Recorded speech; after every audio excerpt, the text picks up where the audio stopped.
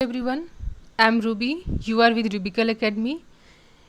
ये child development and pedagogy का class 5 है और इसमें 10 क्वेश्चंस हैं। आइए इन्हें सॉल्व करते हैं। पहला क्वेश्चन है, जीन पियाजे के अनुसार निम्नलिखित में से कौन सी अवस्था है जिसमें बच्चा अमूर्त संकल्पनाओं के विषय में तार्किक चिंतन करना आरंभ करता है। तो मैं बता दूं कि जीन पियाजे ने 4 स्टेज दिए हैं संज्ञानात्मक विकास की। तो इसमें से आपको पहचानना है कि अमूर्त, जब बच्चा एक अमूर्त सोच बच्चे में जब डेवलप हो जाता है तो वो किस स्टेज में होता है। ठीक, तो पहला है मूर्त संक्रियात्मक अवस्था, कंक्रीट ऑपरेशनल स्टेज। ये अवस्था 7 से 11 वर्ष तक के बच्चे में पाया जाता है और मूर्त संक्रियात्मक में एक बच्चा बस मूर्त चीज़ों के ही बारे में सोच सकता है, समझ सकता है, उस पर चिंतन कर सकता है और उसमें एक तार्किक ज्ञान डेवलप होता है। मूर्त चीज़ें क्या मतलब, जिसको बच्चे ने देखा है, सुना है, समझा है, पढ़ा है, अपने सेंसेस का यूज किया है, वो उन चीज़ों के बारे में नहीं सोच पाएगा, तार्किक क्षमता उसका वहाँ पे नहीं डेवलप हो पाएगा जिन चीज़ों को उसने नहीं कभी देखा है, जिनके बारे में वो नहीं जानता है। ठीक, तो उसे बोलते हैं अमूर्त। तो वो बस एक बच्चा 7 से 11 वर्ष के उम्र में बस उसमें मूर्त ज्ञान और तार्किक क्षमता डेवलप होती है। तो ये आपका अमूर्त ज्ञान आपके मूर्त संक्रियात्मक अवस्था में नहीं पाया जाता है, तो इसलिए पहला ऑप्शन गलत हो जाता है। औपचारिक संक्रियात्मक अवस्था, फॉर्मल ऑपरेशनल स्टेज, ये 11 वर्ष व उससे ऊपर के उम्र के बच्चों में ये क्षमता देखी जाती है। तो फॉर्मल ऑपरेशनल स्टेज, इस स्टेज में एक बच्चे में अमूर्त संकल्पनाएं जो हैं ये डेवलप हो जाती हैं। वो अमूर्त चीज़ों के बारे में बातचीत कर सकता है, उसकी तार्किक क्षमता डेवलप हो जाती है। तो अमूर्त का मतलब मैंने आपको बताया कि जिस चीज़ के बारे में बच्चा अभी नहीं जानता है, जिसको उसने नहीं देखा है, नहीं पढ़ा है, उस चीज़ के बारे में जब बच्चा सोचेगा, समझेगा, तो वो आपका अमूर्त कहलाता है। तो औपचारिक संक्रियात्मक अवस्था में अमूर्त संकल्पनाएं पाई जाती हैं। तो इसलिए क्वेश्चन में पूछा गया है कि अमूर्त संकल्पनाएं के विषय में तार्किक ज्ञान चिंतन बच्चा कब आरंभ करता है, तो वो फॉर्मल ऑपरेशनल स्टेज में शुरू हो जाता है। तो इसलिए बी ऑप्शन सही हो जाएगा। अगर सेंसरी ऑपरेशनल स्टेज की बात करें तो ये 0 से 2 वर्ष मतलब जन्म से 2 वर्ष के बच्चे में ये पाया जाता है। तो इसमें बच्चा जो है अभी बिल्कुल इस एज में छोटा होता है, तो इसे सिंबॉलिक स्टेज बोला जाता है। सेंसरी ऑपरेशनल स्टेज को सिंबॉलिक स्टेज भी बोला जाता है। संवेदी प्रेरक अवस्था, पूर्व संक्रियात्मक अवस्था, प्री ऑपरेशनल स्टेज, ये 2 से 7 वर्ष तक के बच्चे में पाया जाता है। तो इस एज में 2 से 7 वर्ष के एज में एक बच्चा चीज़ों को ऐड करना और जो चीज़ें उसके सामने रखी गई हैं उसे पलट करके समझने की क्षमता बच्चे में डेवलप होती है। तो ये आपके प्री ऑपरेशनल स्टेज में हो गया। तो ऑप्शन है यहाँ पर ऑप्शन बी यहाँ पर सही होगा, क्योंकि औपचारिक संक्रियात्मक अवस्था में एक बच्चे में अमूर्त चिंतन डेवलप हो जाता है, तार्किक चिंतन डेवलप हो जाता है। देखते हैं क्वेश्चन नंबर 2 को। बच्चों में बौद्धिक विकास, इंटेलेक्चुअल डेवलपमेंट की 4 विशिष्ट अवस्थाओं की पहचान की गई है। ठीक, तो अभी जो हमने पीछे देखा कि 4 अवस्थाएं हैं एक बच्चे में, सेंसरी मोटर है, प्री ऑपरेशनल है, कंक्रीट ऑपरेशनल है और फॉर्मल ऑपरेशनल है। तो ये 0 से 2, 2 से 7, 7 से 11 और ये 11 से ऊपर 16 तक। ठीक, तो ये जीन पियाजे ने दिया है। मैंने आपको बताया कि जीन पियाजे ने एक बच्चे के इंटेलेक्चुअल डेवलपमेंट या कॉग्निटिव डेवलपमेंट भी कह सकते हैं, तो उन्होंने 4 ये अवस्थाएं दी हैं कि इन 4 अवस्थाओं से एक बच्चा गुजरता है जब उसमें एक इंटेलेक्चुअल डेवलपमेंट होता है। देखते हैं क्वेश्चन नंबर 3 को। विकास कभी न समाप्त होने वाली प्रक्रिया है, यह विचार किससे संबंधित है? Principle of inter relation. तो प्रिंसिपल ऑफ इंटर रिलेशन में क्या होता है कि हर विकास एक दूसरे से जुड़ा होता है, शारीरिक विकास, मानसिक विकास, तो हर एक विकास एक दूसरे से जुड़ा होता है।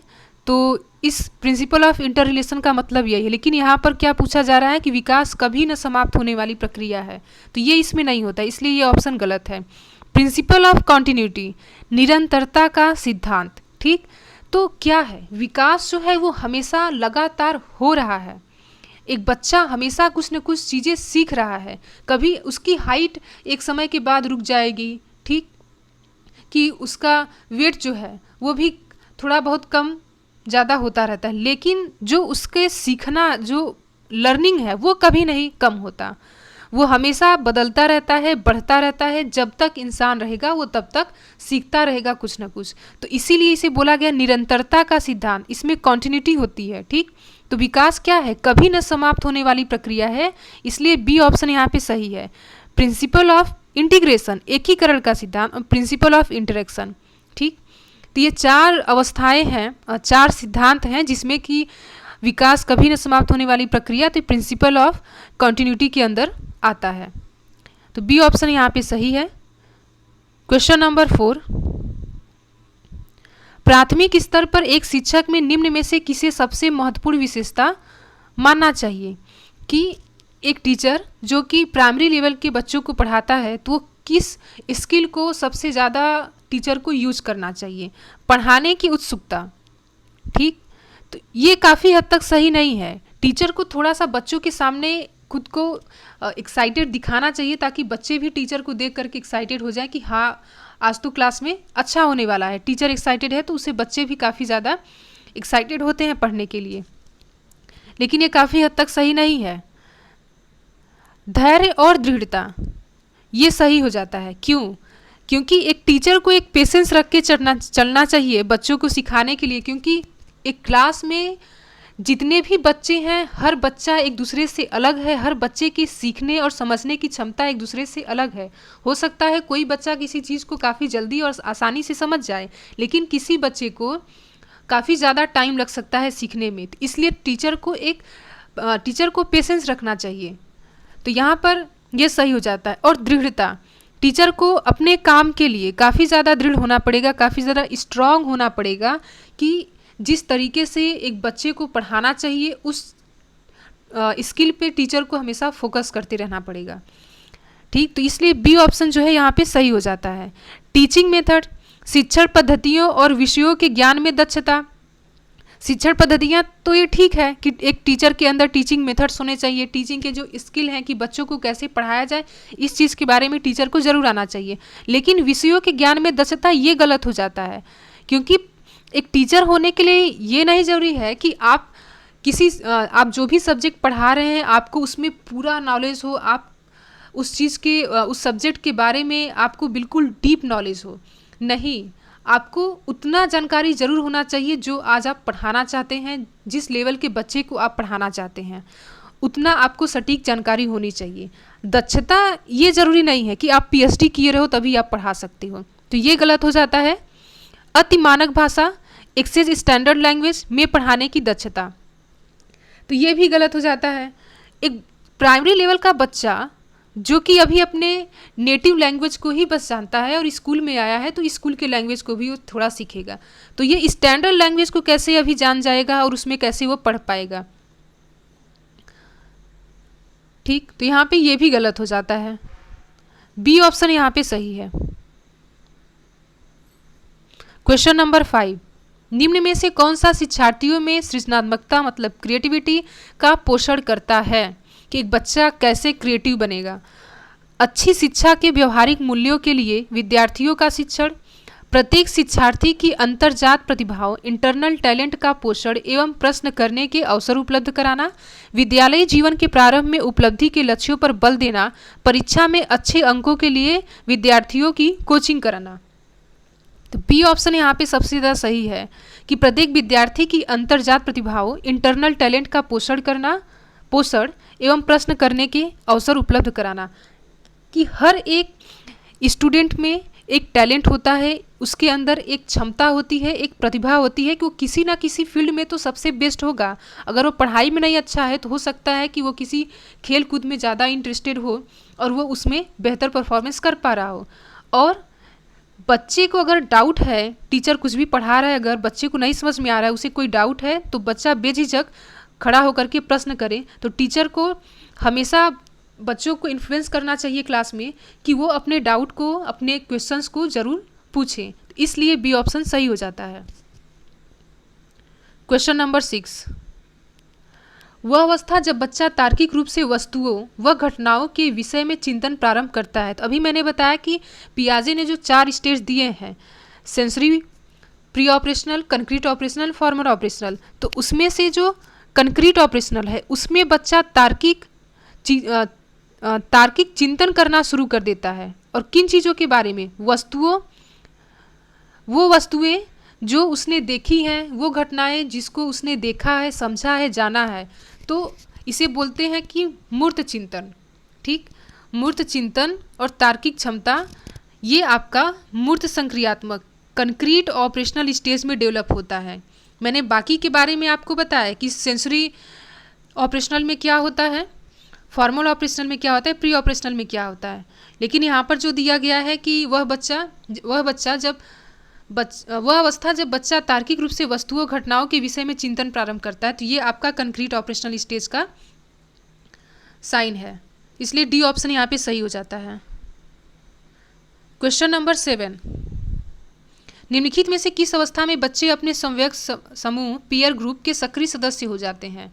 ठीक, तो समवयस्क समूह पीयर ग्रुप के सक्रिय सदस्य हो जाते हैं, तो ये आपका एडोलेसेंस स्टेज में होता है कि इस अवस्था में बच्चा ये जान जाता है कि उसे सामाजिक कार्यों में हाथ बटाना है, घर के कार्यों में हाथ बटाना है, उसे लोगों का सहयोग करना है, चीज़ों को उसे करना है, समझना है। ठीक, तो वो बिल्कुल एक सक्रिय सदस्य बन जाता है अपने ग्रुप का। तो ये किशोरावस्था में ये सबसे ज़्यादा देखने को मिलता है, इसलिए ए ऑप्शन सही हो जाता है। अर्ली चाइल्डहुड में अभी बच्चे को उतना नहीं मालूम है। चाइल्डहुड में हाँ थोड़ा बहुत बच्चा शुरू करता है लोगों के साथ इंटरेक्ट होना, लेकिन एडोलेसेंस स्टेज में ये जो समवयस्क समूह है, सक्रिय सदस्य बच्चा बिल्कुल बन जाता है, एकदम एक्टिव हो जाता है बच्चा लोगों की हेल्प करने में, सोशल एक्टिविटीज़ में हाथ बटाने में। तो इसलिए ए ऑप्शन यहाँ पे सही है। क्वेश्चन नंबर 8, निम्न कक्षाओं में शिक्षण की खेल विधि प्ले मेथड आधारित है।